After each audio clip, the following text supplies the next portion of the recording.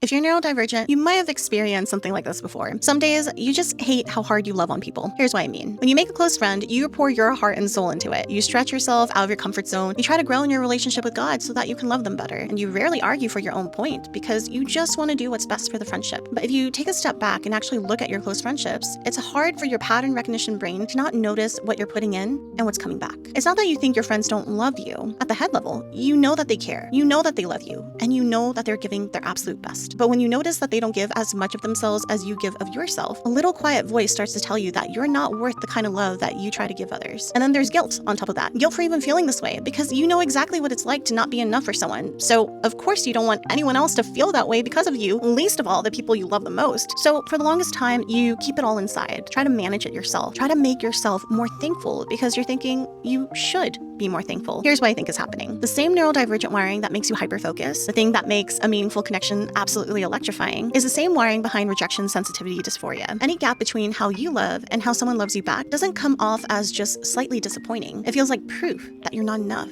not worth the effort. And it's the same wiring that makes you closely attuned to what someone needs and what speaks to their soul, and you genuinely try to meet them there, even if it's costly to you. Your friends aren't loving you less. They're wired to give the way that they give, and you're wired to give the way that you give. What helps, instead of spiraling into I'm not worth it, is grieving it, honestly. Not suppressing it, not forcing yourself into peace, not telling yourself what you should or shouldn't be feeling, but bringing it to God and saying, this is hard, this hurts. Loving this hard takes more out of you than you know how to explain, and you don't get why this happens to you so much. That's not weakness, that's how you're made, and that's worth honoring, not fighting against. If you feel like your neurodivergence has made things harder in your relationships and how you see yourself, or even in your relationship with God, comment the word me down below, and I'll message you a free custom voice message to help you name the hidden pattern that's actually keeping you stuck. Explain why it's happening based on the way that your brain is uniquely wired, and give you one specific thing you can do today to start the process of breaking that cycle. Fully customized to you, no one-size-fits-all strategy. And of course, no pressure, just personal insight, because sometimes all it takes is someone looking at your situation and reflecting back what you can't currently see yourself.